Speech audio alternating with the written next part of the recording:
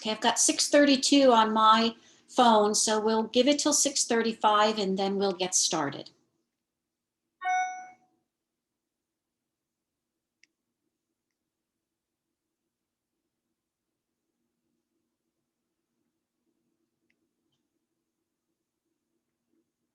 If you want to take a moment, those of you that are on, to enter your name, your PTA name, and your PTA position in the chat box. We'd love to get to know who you are and where you're from.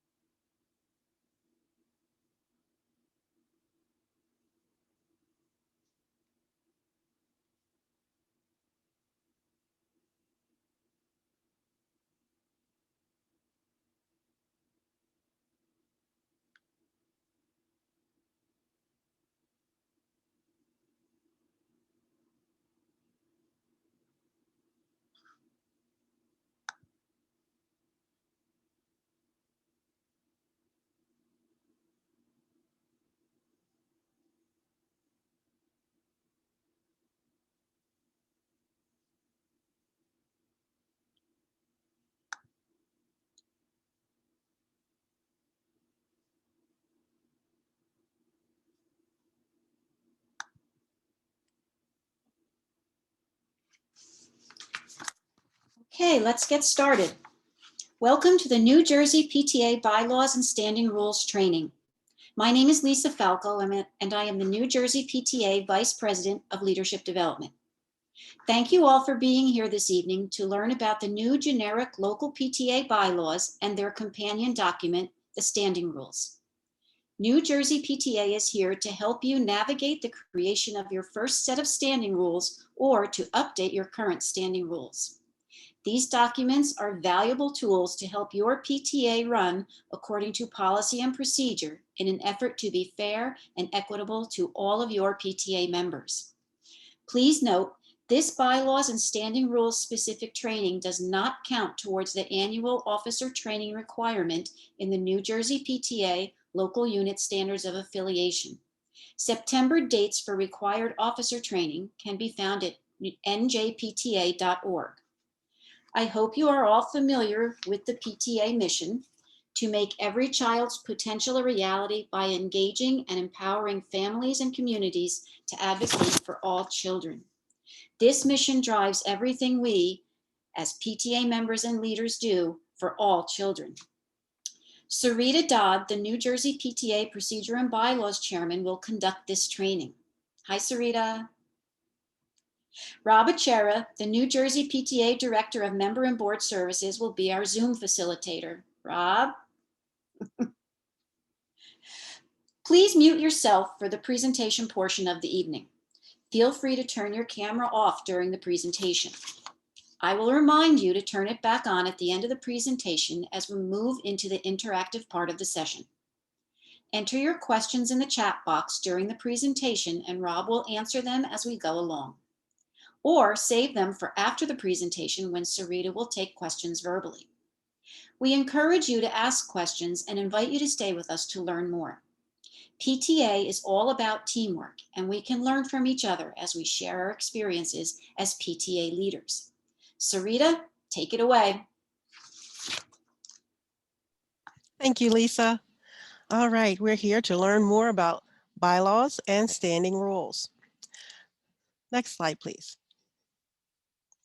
Part one of this is going to be about bylaws. Next slide, please. So what are bylaws and why do we need them? Next slide. Bylaws are our governing documents of our association.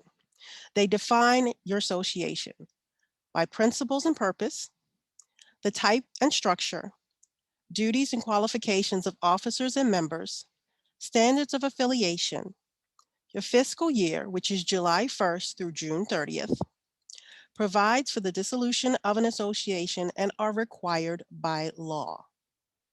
Next slide, please. If this were the jungle, your bylaws are the king of the jungle. Bylaws are the king over your association. They are the rule over your PTA. They are the highest authority in the governance of your PTA. So remember, your bylaws are king. Next slide, please. When we're talking about what defines the association, our principles is one of the things that defines our association. Our principles shall be those that are in line with NJPTA and National PTA. We have the same principles. We are non-commercial, non-sectarian, and non-partisan. Non-commercial means we are a not-for-profit organization. Unlike normal businesses, they conduct business and the goal is to make a profit. That is not our goal. Our goal is not to make a profit. Our goal is to take the money that we take in, because of course we need money to do the things we need to do. The money we take in, we disperse in the work of the PTA. Non-sectarian means that we are not affiliated with a particular religious group. So we're not taking a particular religious stance in anything that we do. And nonpartisan means that we are not affiliated with any particular political party.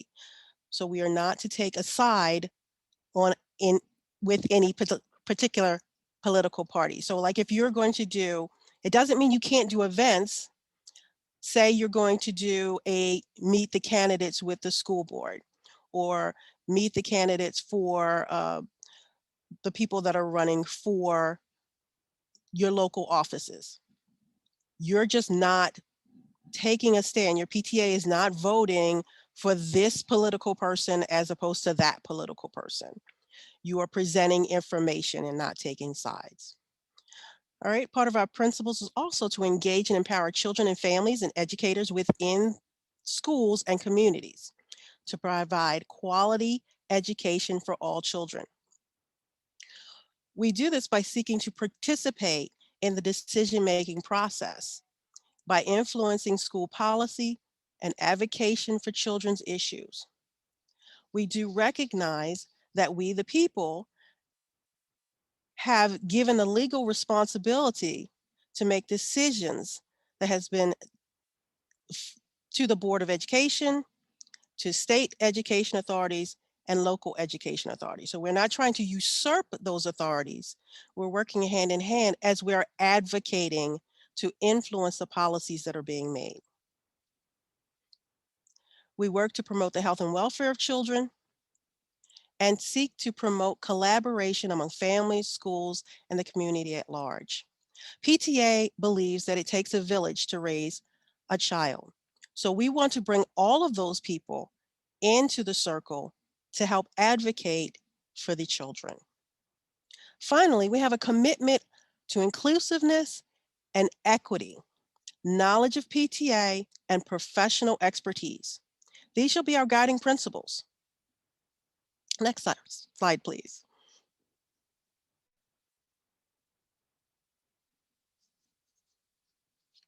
Next are our purposes of our association, also what helps define us.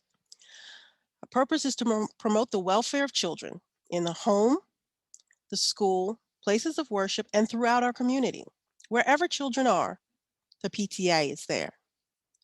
To raise the standard of home life, to advocate for laws that further the education, physical and mental health, welfare, and safety of children, to promote the collaboration and engagement of families and educators in the education of children, to engage the public in united efforts to secure the physical, mental, emotional, spiritual, and social well-being of all children, and to advocate for fiscal responsibility. Once again, we're doing that whole village approach. So we want to involve everybody that is involved in the well-being of children. Next slide, please.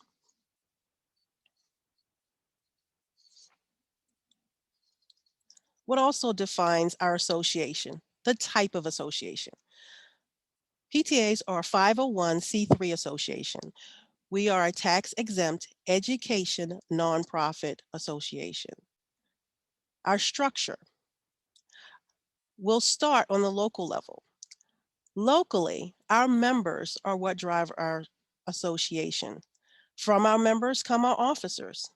Our officers then appoint committees and committee chair people. But our local is not all locals, but some locals are under a council. If you don't have a council, then your next step would be the state. And because all locals are under the umbrella of the state, and the state is under the umbrella of the national. That's our structure. The duties: officer, board of directors, member duties, and qualifications are listed in your bylaws and your standing rules. Our fiscal year is also listed, July 1st to June 30th. Standards of affiliation. Those are the things that are required to turn in and or to do to be in and remain in good standing with the New Jersey PTA, National PTA, and the government. Next slide, please.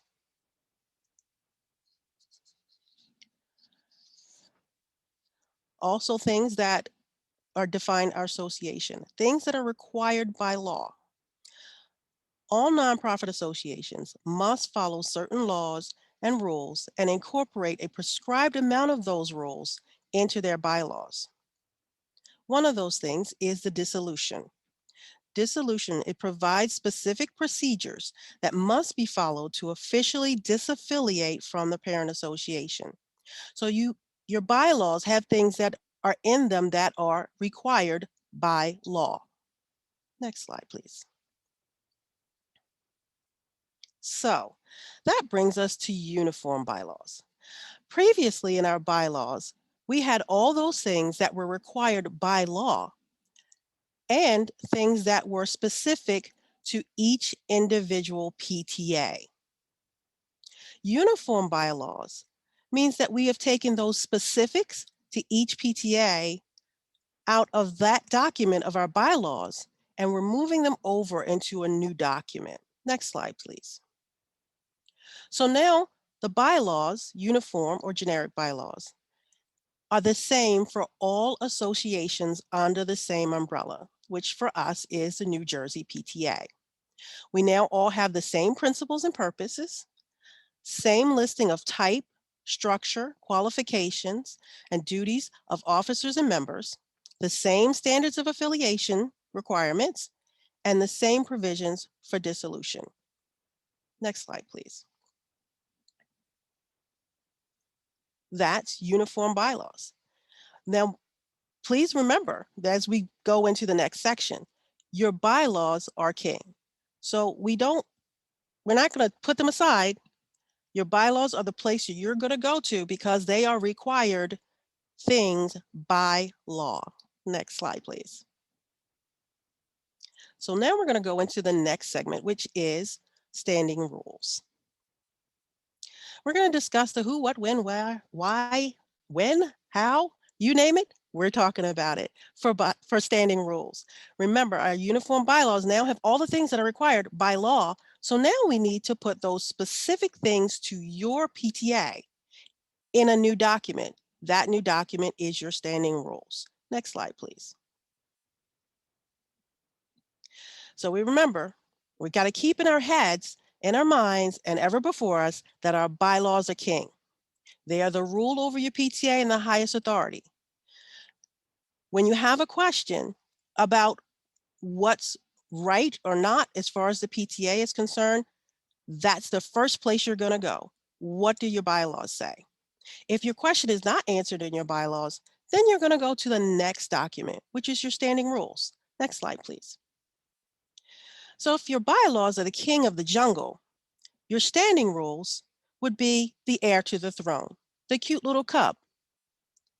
Unfortunately, that cub will never become king, but they're the secondary rule over your association. These are the rules on how you run your particular PTA, because all PTAs are independent organizations in that they, beyond the bylaws, govern themselves. They are designed for the governance of your board of directors, and they provide the structure and nuanced details of how your particular PTA runs. Now, if we do our standing rules as completely as we can, the goal is that if everyone currently on your board were to leave all at the same time and a completely new group came in who had never run a PTA before, they would be able to take your governing documents of your bylaws and they would know what PTA expects of them. And then they would pick up your standing rules and know how to run your particular PTA. That's the goal. Next slide, please. So, what are standing rules? They are the governing documents on how your specific PTA works. It's a detailed document of your PTA structure beyond the rules that are listed in your uniform bylaws. So you don't need to repeat what's already in your bylaws. You're going from there and continuing. There are rules on how your board governs themselves. For example, we know you all have a president, you have a treasurer, because you have to have those things by law. But do you have one secretary or two? You have VPs, because you're required to have at least one VP. Do you have one or do you have more? Now, your standing rules are going to provide that information. Your standing rules cannot be more restrictive than your bylaws. For example, your bylaw states that you must have at least 3 general membership meetings. That means you cannot have 2. You can't put in your standing rules that we'll have 1 a year or 2 a year. You must have at least 3. But you can have more. You can have 4 or 5 or 10, because your standing rules work hand in hand with your bylaws. And they are required by New Jersey PTA in your standards of affiliation. Next slide, please. So, what should be in your standing rules? I'm going to start by saying your standing rules is not to be a novel. It's not meant to list every minute detail. Its purpose is so that someone coming in can run your PTA. It doesn't necessarily mean they'll be able to run every single function. For example, it's not going to give the details on how the book fair is run. It's not going to give the details on how the closet is set up. That would be for further documents. In your standing rules, you're going to have your PTA identity, your PTA name, your EIN number, the location, incorporation number and date. If you don't see an incorporation number and date in your old bylaws, don't panic.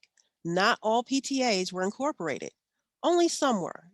If you have a question about whether or not your PTA was incorporated, you can contact the office at njpta@njpta.org.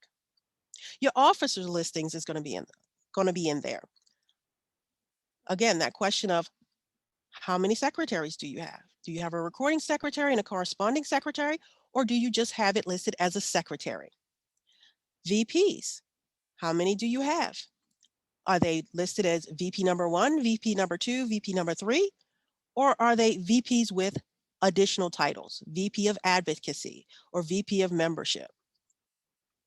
What are their specific responsibilities beyond what's already listed in your bylaws?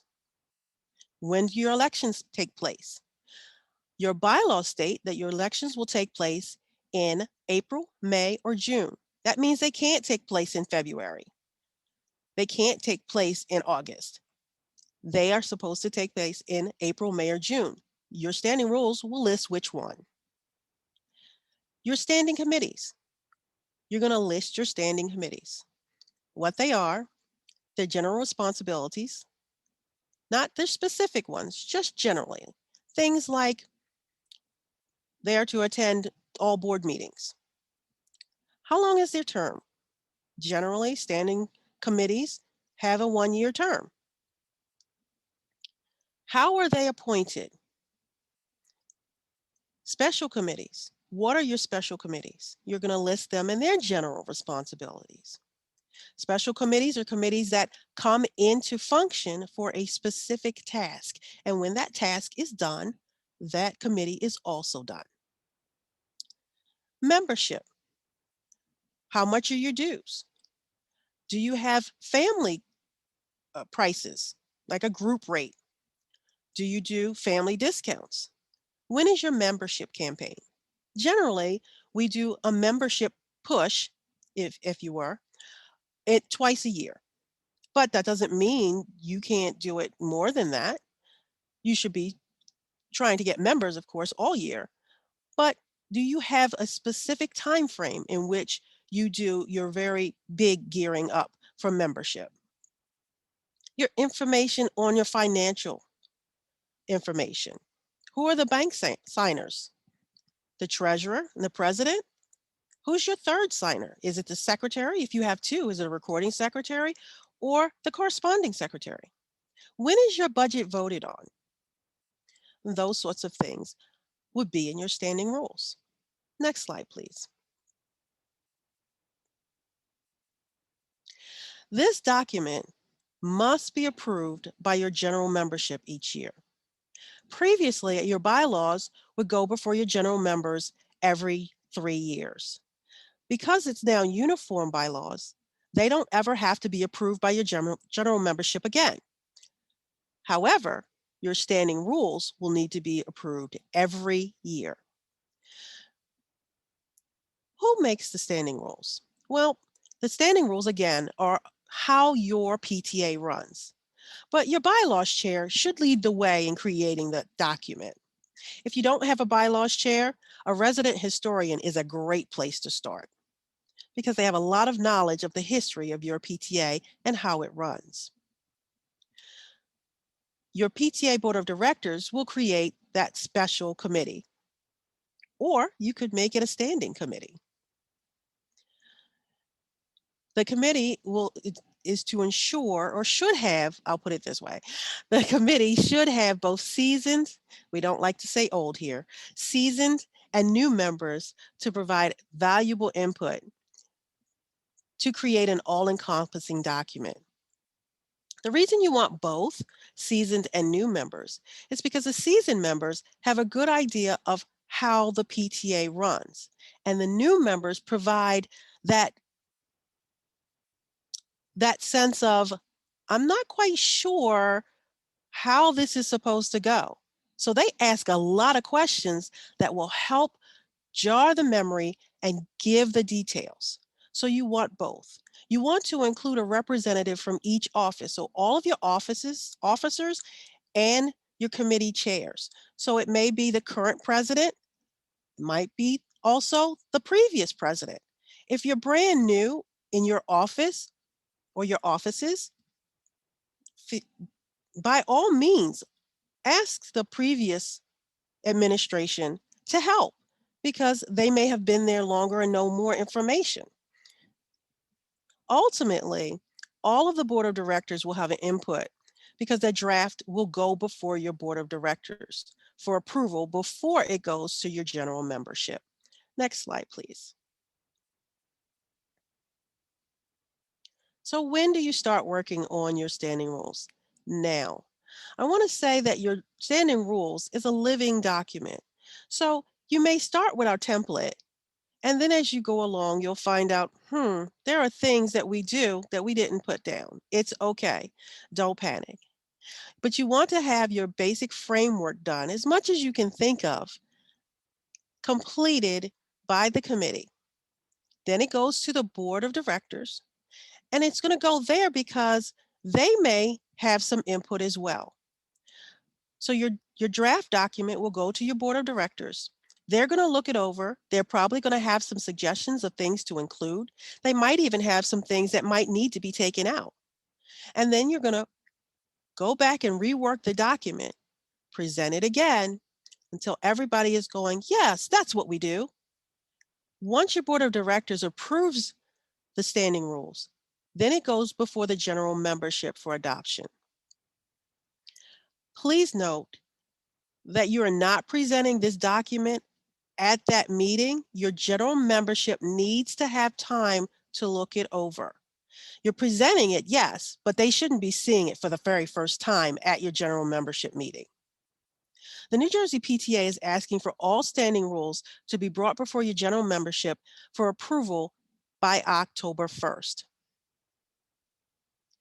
Once it's approved, you're going to upload your approved standing rules to MemberHub under the Compliance Manager tab.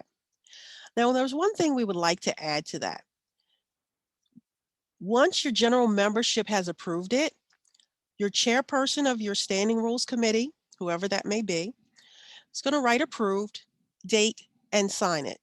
Then you're going to upload that to the MemberHub under the Compliance Management tab so that NJPTA knows that it has gone before your general membership and has been approved and when it was approved. Next slide, please. Now, New Jersey PTA has created a standing rules template, which is going to be a guide document to help you get started. You can find it at njpta.org/resource hub. You're going to then click here, and then it will take you to another screen. You're going to click the bylaws, policies, and standing rules. You're going to find all things bylaws in that place. If you already have standing rules, simply make sure that the NJPTA required items are included and added. The required items in that sample template are the double starred items. So anything that's double starred, if you've already made your standing rules, just compare to that document to make sure that everything that is double starred in the template is also in your standing rules. If it's not, now's the time to add it. If you have all of those things there, you're good to go. Your board of directors is going to look that over. Once they approve it, you're going to take it to your general membership for approval. Next slide, please. So we talked about bylaws, being the king of the jungle, standing rules, being the heir to the throne. And we've talked about some things that need to be there. Let's dig a little deeper because that's what you're going to do in order to complete your standing rules. You're going to have to dig a little deeper past the template to try and create that all-encompassing document. And as you go along, you're going to find things that you may need to change later. And that's okay, because things come up that you don't expect, like COVID. So you're going to think about the specifics of your PTA and how your board of directors and committees run. You're going to walk through that, almost like closing your eyes and walk through in your mind each event, each policy, procedure, as though you were doing it for the first time, or you're holding the hand of someone who's never done it before. How are you going to explain what you do? Write down those details. Ask yourself questions about what you're doing and how you're doing it. Next slide, please. Some questions or things you may want to include. Are there any specific rules you want the president to be reminded of? All meetings of your PTA are conducted according to Robert's Rules of Order. Some of the things that are in there, I'm going to say, most people don't know. The book is pretty huge. However, every year at convention, we have a workshop on Robert's Rules. I encourage all of you to come. It's amazing. And every year I learn even more. There are things that in there that govern how meetings should be run. If you've had a president in the past or you've had history of presidents who tend to, because we're all very vocal people, tend to enter into the discussion or make comments during a discussion. You might want to put in your standing rules to remind them, don't participate. The president does not participate in discussion on an issue. Avoid personal bias when presenting information to the board. As a reminder to your president or any other officer according to Robert's rules. Some things you also might want to put in there. Again, how many vice presidents? What's the succession if the president is unavailable? If you have VP number 1, VP number 2, VP number 3, are they in that order? Or is it by seniority? Or is there other form that you choose who would take over the duties if the president could not? What are the specific duties of each officer in addition to the ones listed in the bylaws? Remember, we're not repeating what's in the bylaws. We're working with it. We're going a little further, digging a little deeper. What are the general duties of the committee chairs? Again, not specifics, because each specific chair is going to have their own duties that are specific to that task. But what are the general ones that all committee chairs need to do or need to follow? Will a board member or a general member verify the bank statements each month? You are required by your insurance to have someone verifying the bank statements each month. They're the person that's supposed to go over the bank statements, compare them with uh, what the treasurer has presented, and make sure you're reconciling those statements. Because if you don't, and there is theft, it's not covered by your insurance. So that's something you need to do. It needs to be in your standing rules that there is a person that does that. And what's your procedure on picking that person? What's the schedule for meeting to sign checks? Is it once a month? Is it twice a month? Is it every week? You're going to want to make sure that you also provide for those times that you're not going to meet. Like, we'll meet every third Thursday, except in December because Christmas may fall then. Or we won't meet the week of December, the week of Christmas. We won't meet the week of New Year's. What's the schedule? Sorry, I already did that one. Does your PTA have a nickname? For example, if your PTA's official name is ABC Jack Doodle PTA, but the nickname is Jack Doodle PTA, you'll want to know that ABC Jack Doodle PTA and Jack Doodle PTA are the same PTA. Next slide, please.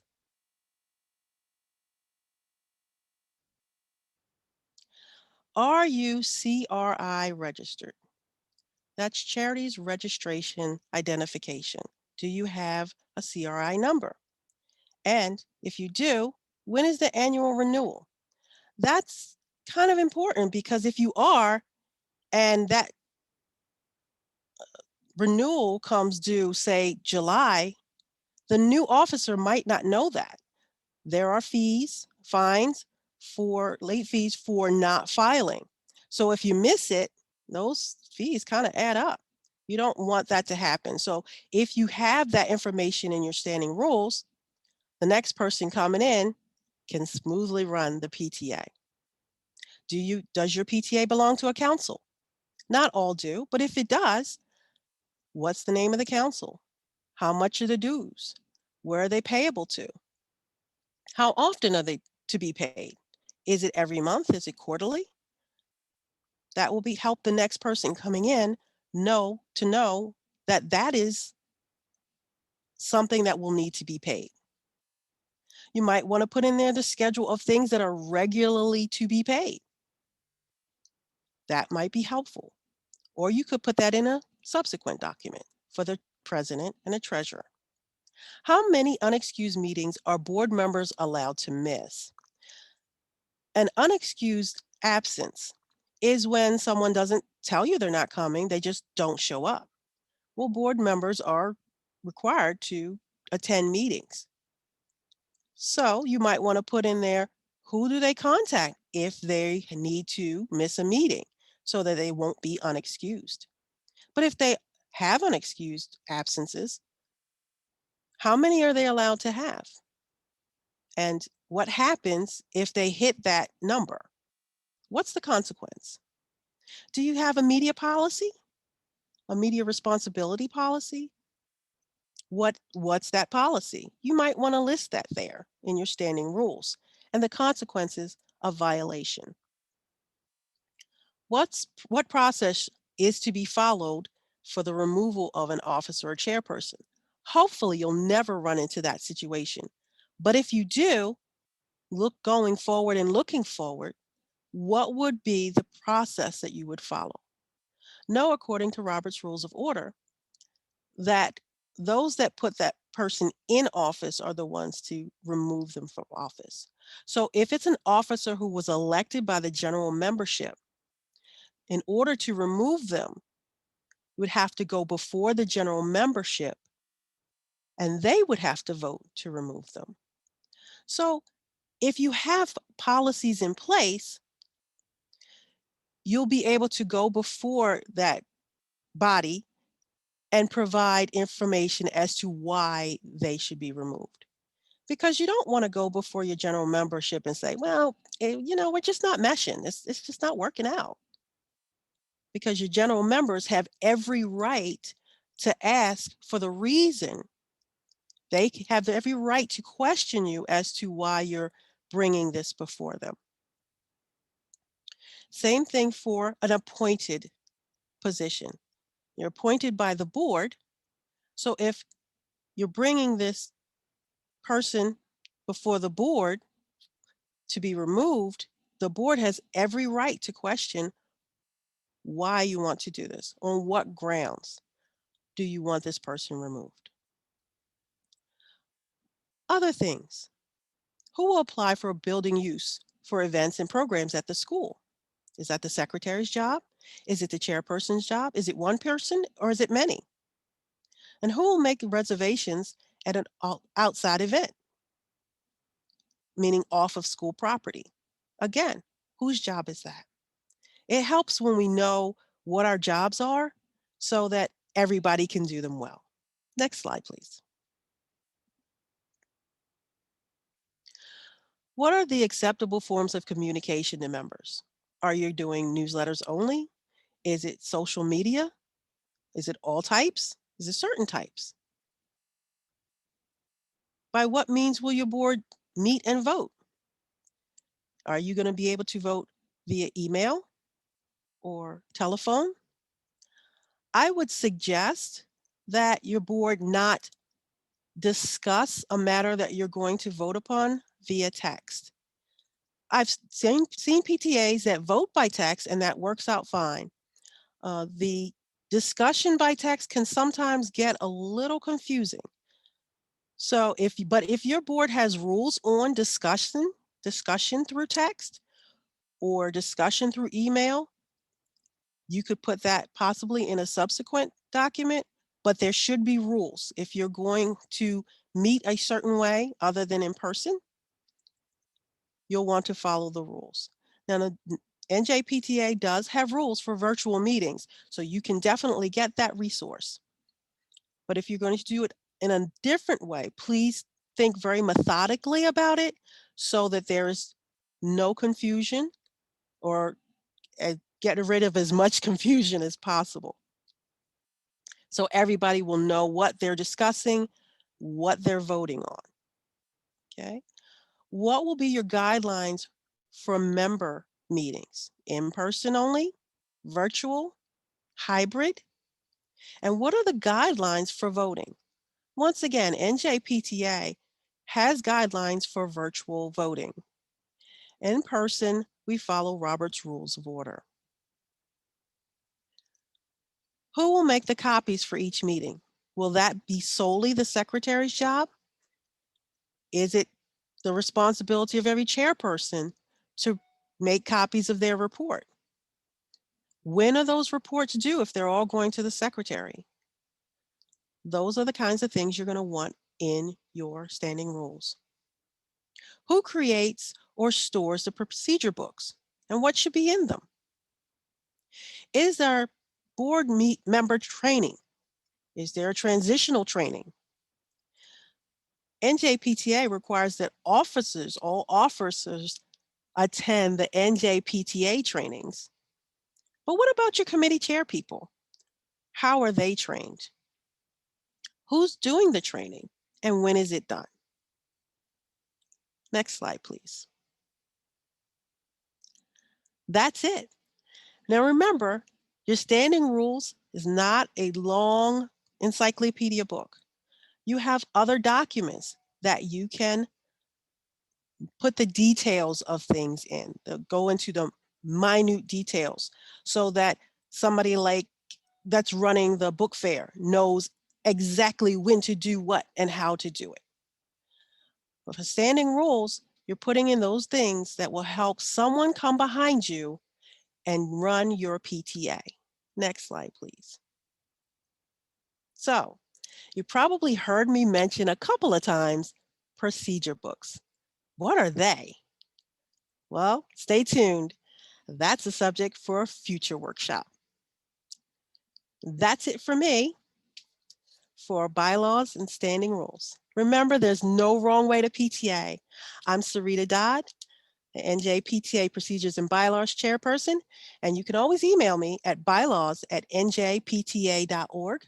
You can also contact us through the office at njpta@njpta.org, 609-587-0100. And remember, you can find almost everything you need on the Resource Hub, which is njpta.org/resource hub. Take it away, Lisa. Thank you, Sarita.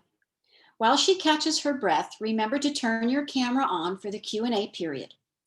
Please use the raise hand feature under the reactions tab at the bottom of your screen. If you do not see the reactions tab, I understand that the older versions might not have it of Zoom, please enter in the chat box hand raised, and then we will call upon you through that method. Sarita will recognize you when it is your turn to speak. Some of your questions may require a one-on-one session with Sarita or a member of the New Jersey PTA Field Service team. Each of your local units has a field service team member assigned to them by county to assist with the new requirement of standing rules. Their contact information can be found at njpta.org.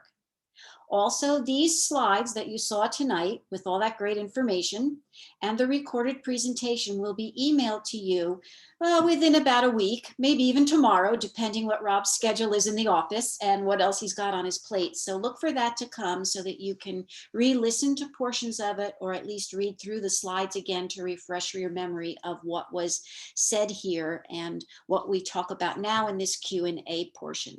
So please feel free. There is no question that's too silly. We understand we have some brand new presidents with us. So not only are you learning this brand new thing, but you're learning how to be a president. Those of you that might be more veteran PTA leaders, at least you have that part under your belt, but the standing rules may be new to you. And even if you currently have standing rules, this is a great opportunity for you to sit down and review that document from number 1 through whatever number you have, 20, 30, 50, while you incorporate these new requirements. Sometimes we forget as local units to review things on a periodic basis to make sure they really reflect what we're doing in this moment. The worst thing is to have a tool to use, you go to look at it, and it doesn't really reflect what your organization does. Then you can't answer people's questions, things start to appear not fair to everyone, and that's when we run into some issues. So with all of that being said, who would like to raise their hand first? I see a hand raised from Vicky. Woohoo! Okay, I am a little confused on when you say the general it has to be done by October 1st. And it has to be voted on by the membership October 1st. Because we have a meeting in September, and then we have a meeting later in October. So I'm a little confused by that. Well, the NJPTA would like it to be done by October 1st. So if you're meeting before then, by all means, get it approved by your general membership. But that's kind of the latest we kind of want it to go before your general membership. But if you're not having, because some people have their first meeting in September, others have it in October. So that's whichever one you get to first. That means that we have to get on this now. Yes, you want to have it ready, the document ready for your general membership, for your first general membership meeting. So if that happens in September, that's great.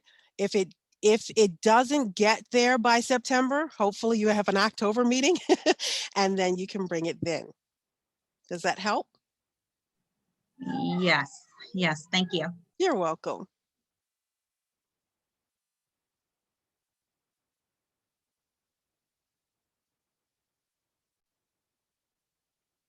Lisa, if you're talking, we cannot hear you. Well, it's a good thing you can't hear me because I forgot what I wanted to add. But I'll think of it in a minute and then we'll throw it in there. There got to be other questions. I know some of you, your head might be spinning a little bit. I know now what I wanted to say. Thank you. Your current bylaws, the old bylaws, if you will, govern your organization up until you approve your first standing rules. Because your current/old bylaws, the ones you had to approve every 3 years, that's what currently contains your membership dues amount, your number of officers, your quorum, etc. Those things that are now transferring to standing rules. So that document stands until you approve your first set of rules at your general membership meeting. Maybe it would be helpful, and Sarita, maybe you want to take this one, is to just make sure that everyone understands the difference between the board of directors and the general membership, so they understand when we're referring to that, what level we mean. Okay.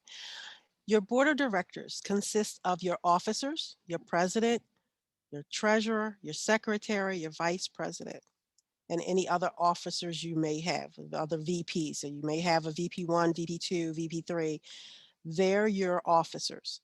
Your board of directors consists of those officers plus your standing committee chair people. So your bylaws chairperson is a standing committee, always. Your membership chairperson is a standing committee chairperson, always. But you may have others that are on your board. Together, you guys make your board of directors. So the process is you'll have a committee. It could be a special committee that you've made, or you could say our special committee is going to be our board of directors. It's going to be all of our officers and our chair people. And we're going to create this document. And we're going to, once this document is made, whoever's responsible for typing it up, we're going to bring it before our board. All of us are going to get together again. We're going to read over this document. It looks good. It sounds good. We're ready to go. You vote to approve it at a board meeting, your board of directors meeting, and then you present it to your general membership at that first meeting of the fall. You're going to put it out to your general membership before that meeting, however, because they do need a chance to read it. So if you're putting it on your website or you're emailing it to all your members, however you normally would get your information out. And then at that meeting, they're voting to approve it. I did see a hand from Ariel. I hope I said it right. Yeah, that's good. Hi. Hi. Thank you for leading this. I thought this was the general training, but this is just as good. I don't know what to do because newly elected president and Sasha's on the call with us too. She's the newly elected treasurer. We don't have a VP. We don't have a secretary. I don't think we have any standing committees, and I don't know from when we had these. So what should we be doing as far as I don't know, moving forward, like, is it just the treasurer and myself helping to form these new set of, well, the bylaws king, but standing rules? Are we just kind of doing this on our own? And since we've never, I don't even know if we've ever had standing committees since I've been around with the PTA, like, are we creating that? But then it looks like from the bylaws, we'd be creating the standing committees, but then there's the standing rules committee that's doing the other stuff that we don't have. So, You don't have a standing rules committee. It's okay. You're going to be part of that committee anyway. If you the president would be part of that, because I'm getting a little confused as to, like, yes, stuff just all, brought to me and I don't have a voice in that, or the standing rules, like, I help no, with that. all your new and previous officers, if you can get them, if you can get your previous board people, if anybody's willing to come back to help, because they may have that seasoned information of how the PTA was run. So the goal of the standing rules is so that you're not in the situation that you're in now, where you're coming in and you're going, okay, now what? You'd be able to pick up that document and go forward. So you're in the perfect position because you're going, okay, so what are we supposed to do with this? And what are we supposed to do with that? And what are we, you'll be asking all those right questions. The next step is to surround yourself with the people that may have already known those answers. So if the previous president is willing to sit down at the table with you, and you pick the brain for the presidency, and if the previous secretary is willing to sit down and you pick their brain for all things secretary, and the previous treasurer for all things treasurer. And so together, that whole community can make this document. And then let me Now, ask a quick question, just like as far as like the VP is just standing in for what the president does. I'm sorry, you didn't mention the VP in this, like, the VP, if you have a current VP who knows VP stuff yeah, of what yeah, the duties are of your particular PTA, because the VP role is usually almost always, well, just about every role is duties as assigned by the president, but that's always tacked on like a job. But your PTA may have very specific things that your vice president does. Your new vice president, if they've had some history with your PTA, may know that, but they may not. So a previous VP could give you the information that you need on what the previous VP did. You also have the opportunity to create, if you will, a new path of what in this new day and age, because things have changed, of what that role of that VP would be. What additional things the VP might do, or what additional things the president might do, or chairperson might do going forward. So they will all participate in this process. If you don't have a previous board that's willing to provide you with that information, New Jersey can help you with standard things that each officer does. Your first place to go is of course your bylaws. There are a list of duties and responsibilities in your bylaws. Those are the general ones. If your PTA says that's all we do is what's in the bylaws, then okay, you don't necessarily have to have additional things. But if you're asking those questions like from the slide, well, who's the one that say checks the mail, and who's the one that, those would be additional responsibilities that would be listed in those standing rules. So the standing rules committee is the people who are all gathered together to help create this document. and that includes the current president. I'm sorry to ask so much That's confirmation. okay. So I guess Yes. the current president, the current treasurer, and then whoever else we want to ask for some help. who might Yes. be at the school. So it would be those seasoned people that are used to be, we don't like old, and the current people who are here to help you. Sarita, if I could just interject, Ariel, I actually spoke with Carrie Smith today about your situation, which Yeah. I've been briefed on going back months now. But my point being that you kind of have a little bit of a unique situation where you don't really have your full leadership team in place yet. and you don't really have your committees established because you're kind of at a brand new day, if you will. So you're going to let your old bylaws exist until you're ready to have that group start the standing rules process. So like your first job is to get a full complement of officers. Those officers will think about what committees do we want to have. You can appoint a couple chair people right away and bring them into the fold for the standing rules discussion. That's fine. But also, and some of you may be faced with not a full complement of officers yet also. You're going to work with who you have, working towards that full complement of officers. And my suggestion would be that, especially you, Ariel, with Carrie and Nancy helping you at the council and region director level, start with this basic boilerplate. Don't get too involved yet. Start with the basic boilerplate with the 10 things that you know should be in there that are unique to you. And then let it rest for a bit till you get everything under your belt, till you have your first event, your first fundraiser, till you get memberships. Right.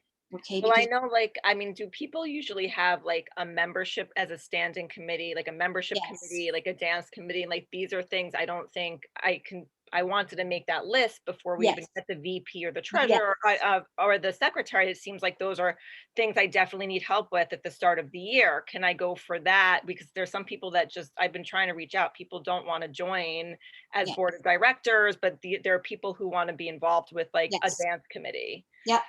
Yep. And We can I sit with the president and the treasurer for now, right? well, Before, yeah, you have to have a secretary. oh, we do need a Out secretary. of those Yeah, 4 no, officers listed in the bylaws, yeah, okay. you must always have the ultimate goal to fill those 4 positions. That's the bare minimum in your bylaws, and you must follow your bylaws. Have to So get those far as a first true, without an annual meeting in place. Like, I don't, that's the only thing. Like, I mean, I guess for our unique situation, we're pushing off this October 1st deadline. yes, I think you are. I think you are. And that's something you can discuss with Carrie and Nancy, and you can map out a plan that gets you there before next June, Yeah. kind of thing. You know, it can't be too long, but No, I you know. know, long enough to get you comfortable. But you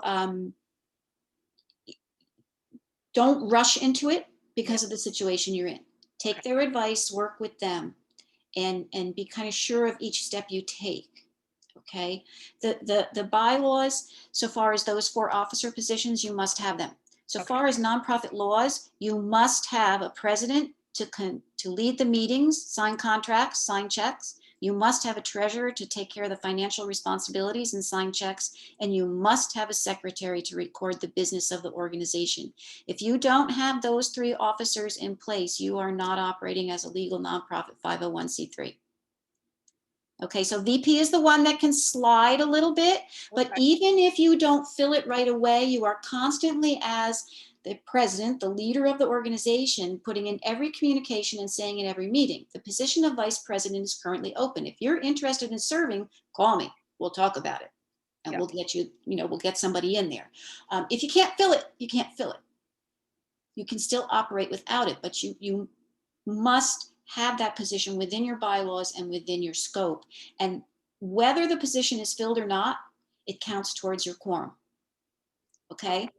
So even though you have 4 officers listed in those bylaws, and you can only ever fill 3 for some reason, we'll say, it's still the formula.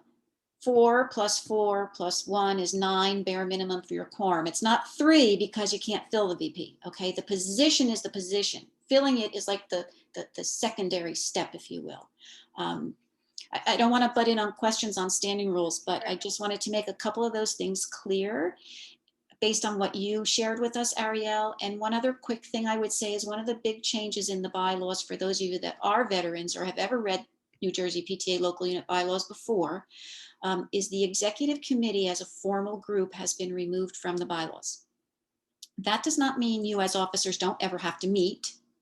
Okay, it means there are no particular meeting dates and times. They're listed in here with their basic responsibilities, what you're responsible to do as an executive committee, but it's not a formal level like where the board of directors is required to meet 10 times throughout the year, and you name the number of general meetings you will have per year. Most PTAs, the officers meet monthly before their board of directors meeting to get it together. to know what they want to present to the board of directors, or what issues might be coming up, or what events might be come up that need special attention. So that's just a subtle difference between the old bylaws and the new generic bylaws. So now I will turn my microphone off, and I see Fawn's had her hand up a long time. Fawn, you're muted. Unmute, Fawn.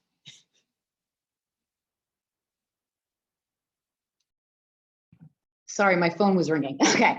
I just have a quick, simple question so I understand the bylaws but is the standing rules, is this something new? I'm new to being on the board. So is this something that is starting this year with the standing rules, or is this something that there might be a record on from in the past?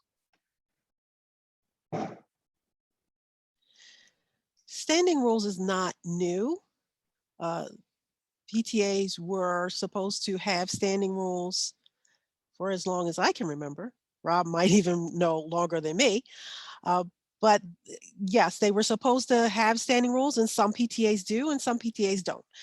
Previously, they were not required to be turned into NJPTA. Is that correct, Rob? Yes, they were not required. They were mainly, they were voted on by your board of directors only. They didn't have to go before your general membership, but they didn't have the specifics that they now have for your PTA, like membership dues and the listing of officers. That was all in your bylaws. So now that it's going to the standing rules, it needs to go before your general membership.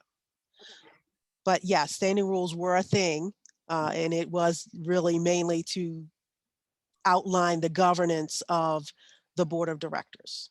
So I'm taking it to the membership for, for approval and everything. So it's just like extra steps now, and then we're submitting it to the PTA. Well, it's like the step instead of your bylaws renewal, you're doing standing rules. Okay. All right. Thank you. You're welcome.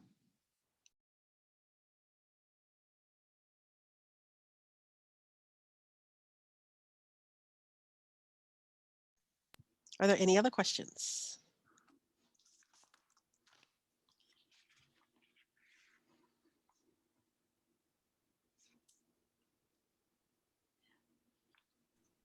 See Arlene. Ariel, is your hand up again, or did it not go down? I'm not sure.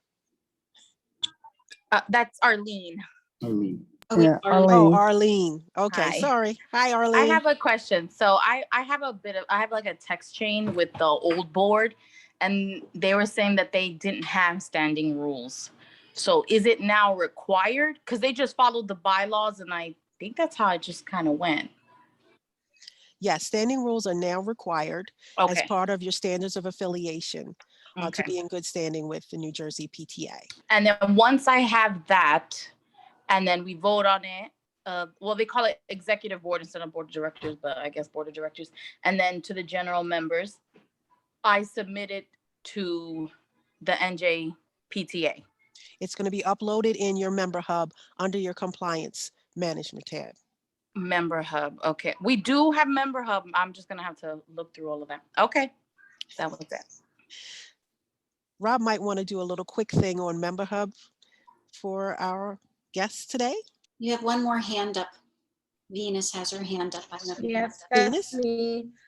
Hi, good afternoon. I have a question. So once we do our standing rules and we present them to the general PTA, do we want to omit some of the things in the paperwork, like let's say the EIN number, or does that all that have to be in it? All the information that you're going to be putting in there as far as your PTA identification is public knowledge. Anybody can look it up. They can look up your EIN number. They can look up your official name. So you don't need to take that information out when they're voting on it, when they're reviewing it and then voting. Hopefully that answered the question.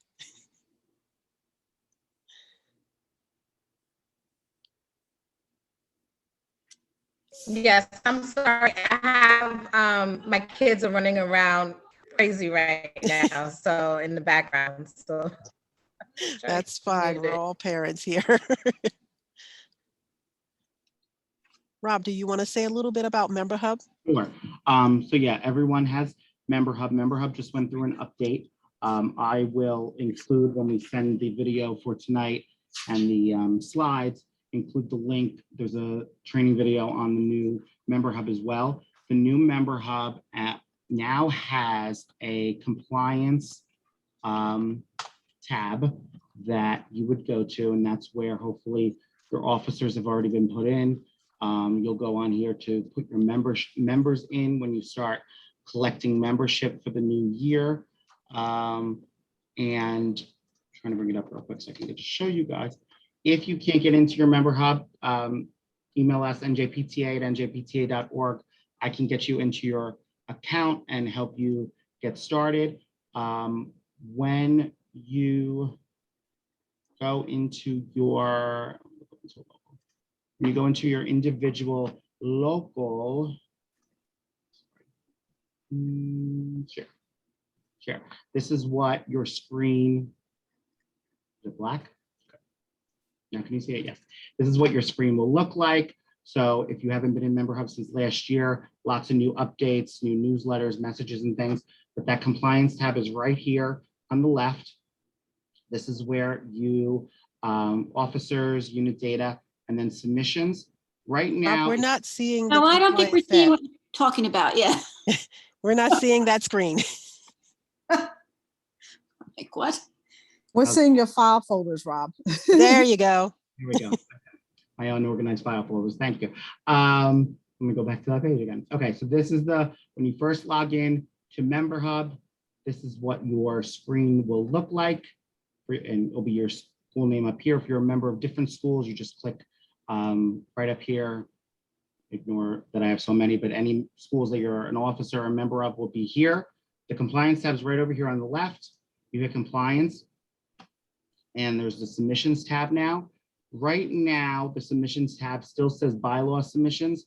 Hopefully by Friday, it will be changed, and these will be updated. This will then say standing rule submission.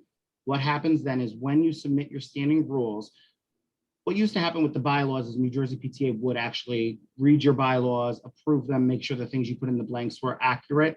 We're not actually approving your standing rules. We'll probably look at them to make sure they look all right. But the reason we're collecting them is so anytime you have a question, you call the office, you call your field service rep, we'll be able to help you without having to say, oh, do you have a copy of your standing rules? We'll have the copy. So when you hit submit here, we'll get a notification that they're submitted. We'll look at them. And then we'll keep them on file. This submissions tab also then will turn into now a full documents tab. So, and you guys can feel free, this is not just for standing rules, this is for anything now. These folders are open for you guys to submit and put in items that you may want. So your standing rules will probably be in here. Your financial reviews should be uploaded here. Any other documents that you think are important for your PTA to have, because then year to year, your officers will be able to view these documents in Member Hub. So say, like Sarita was talking about, if every officer, God forbid, had to, step down and new officers are taking over, we can get them into Member Hub and all of this information will be there for them to review.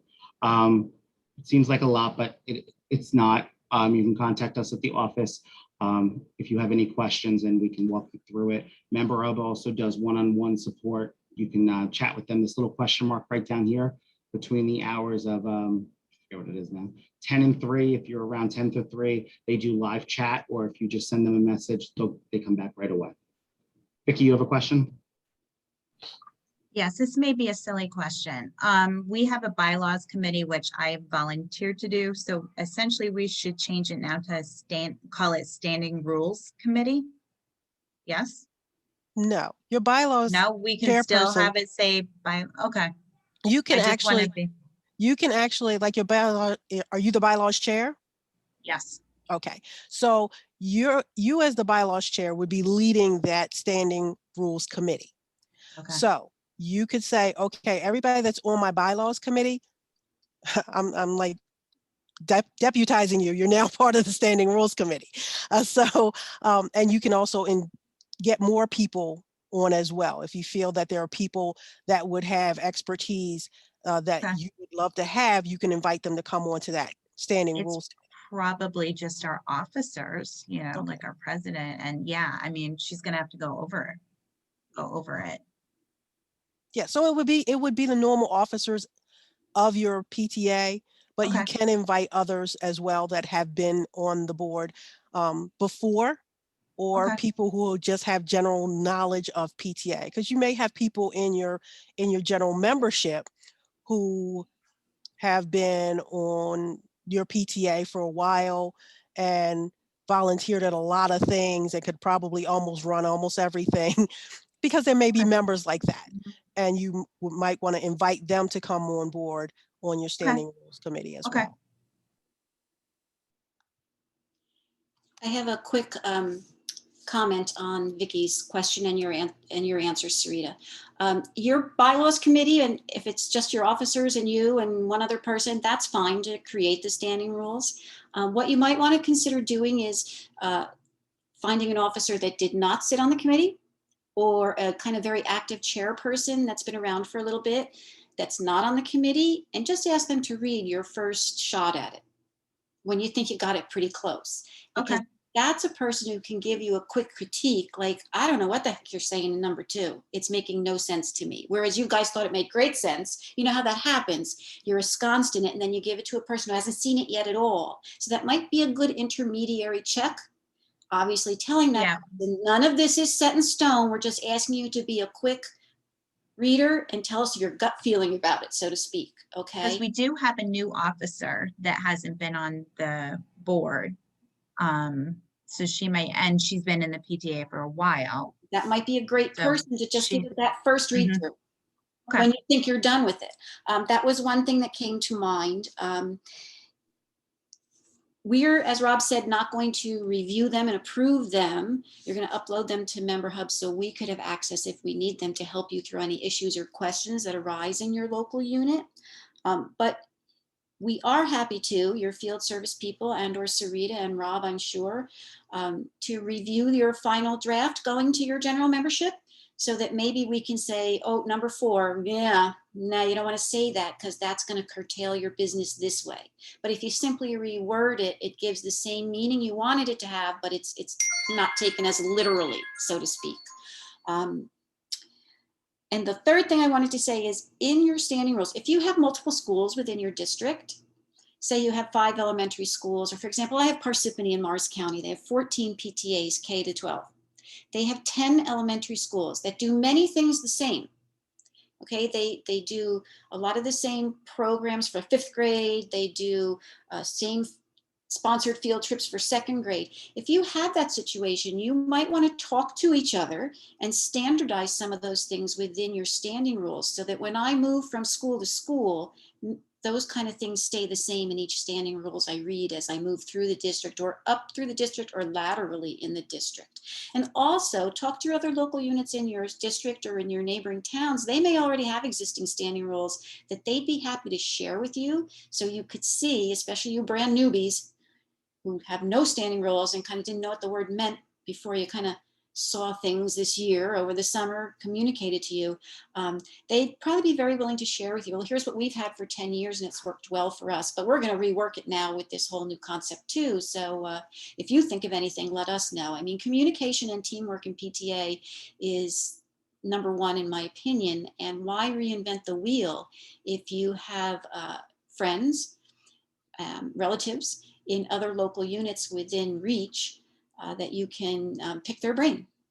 You know, even if they're not willing to share their full document for whatever reason, you might say, hey, what do you say about what the president's duties are? Or what are your financial processes? How long do you allow people to submit receipts? Do you sign checks once a week, once a month, just to get an idea of what's kind of going on out there in the PTA world? Because again, we don't need to reinvent the wheel, but it's kind of nice to know, are we on the right track, or are we a little crazy over here saying we're going to write a check whenever? Okay, we're going to write them every 3 months. Now, those are the 2 extremes we don't want to see. So it's somewhere in the middle, but another local unit might say to you, don't do it once a week, because all of a sudden you can't find the time on that designated day every week and somebody's expecting their check. Okay. I think I'll throw in here now with those little thoughts that there is going to be an amendment process documented for standing rules as we go down the line here. They're not set in stone for the entire year. There are ways to update them as you move through the year and see what it is you really are doing and what's working and not working in your standing rules. But we don't want to share that with you quite yet. We want you to establish your first set, work with them for a little bit, and then we'll help you through the amendment process of standing rules. That's all I got for the moment. Any other questions, concerns, anything off bylaws? We're willing to talk anything PTA, Sharon, Sarita, Rob, and I. And I did neglect to introduce Sharon Roseborough, who is our president-elect for New Jersey PTA, which means she currently serves 2 years in that role. And starting in 2023, she will be our New Jersey PTA president for the term 2023-2025. Wow, that's weird to say. Sharon, welcome, and thanks for being here. I didn't know if you wanted to say a few words. No, I just like to thank everybody for coming. Candy, our president, couldn't be here tonight, and I talked to her right before the meeting, and she asked me to give you guys warm welcomes and thank you for coming. Great, thanks. Any other questions? Rob, Sarita, anything else? Ariel's got one more. Go for it. Hi. So yeah, just with the standing committees, because I have a few in mind. What happens though if we can't find volunteers? You know, people are just who want to be part of like the membership committee or the dance committee. Like, I mean, there's plenty of parents that want to help out the day of, but you know, what happens? Does the board take that on, or do we have to find it in order to move forward with like planning events or Who wants to membership? take it? You want me to take it? We'll let you take So- that, Lisa. So the officers certainly can decide to take on responsibilities and committees that you cannot find a chair for, even if you can find volunteers to help. That's your decision as officers, but you're not required to do that. Clearly, you must have membership coming in, being put into Member Hub, taking monies, and making sure that members understand what's expected of them and notifying them of meetings and things. Do you need a chair to do that? Not necessarily. It's helpful, very helpful to run membership drives and things. If you don't have a book fair committee chair, you have a tough decision. Is the book fair canceled for this year? Are we going to take it on as officers who may already be overburdened? Or are we going to just really dig in and try to find a couple people and help them understand how they could be co-chairs, lessening the burden on each of them, but still providing a great thing for the kids here? So there's just a lot of ways. Well, that's like a question. You get creative, if you will, about trying to accomplish what you need to accomplish when the people don't come. Right. Well, like a quick thing then specifically, like with the book fairs, like I've already been in touch with like Scholastic Books and already started setting it up and already talking to the principal. So now do I need to definitely have like a committee for that? That's like a pretty easy one that like I didn't even realize, again, we didn't really have standing committees for anything. So like, do I have to have it for a book fair? Or like, I mean, that seems like micromanaging something that's very easy with the vendor, where like I need help with dances, I need help with membership for sure. So book fair is not a standing committee. Okay. Because book fair has a definitive beginning and a definitive end. It doesn't last all year long. That's your different definition of a standing committee versus a special committee in essence. Mostly all fundraising committees are special committees unless it's a year-long sale of clothing. Some people have a fundraising chair and then all those other things fall under them. And then that person, the fundraising chair, becomes part of the board of directors. So there's a lot of different ways to structure these things. If you've already done some of the legwork, it's easier to sell the chairmanship to somebody. Because now basically what that book fair chair has to do is they have to get the class lists, work out with the principal, what classes are coming when, get the volunteers to man the book fair. But you've done the contact with the company, the setting up of the dates. So like some of the hard parts are done that take a skill and or a time that some people aren't comfortable with, you know, calling the company, talking to people, but they're really good at organizing, so they can whip together 100 volunteers in 10 minutes and the book fair will run smoothly. So again, like you start to think creatively and smartly. If you had to give up a chair to get a chair, so to speak, and you have someone that might be interested in membership, take them on for membership, steer them that way, and you guys handle the book fair. Now, book fair may not be till April, so you don't necessarily need that person immediately. As long as you've got your date with Scholastic, a lot of those other details can come in January. Well, we have So that by date. then you might have members interested. Yeah.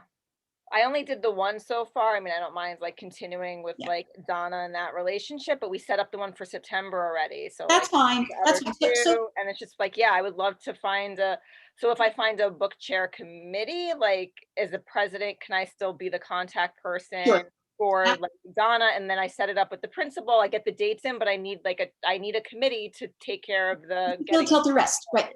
Oh, Absolutely, okay. absolutely, absolutely. And while you have that committee that helps get the volunteers and set up the room and all those things that happen, whatever, you have refreshments, some schools do, some don't.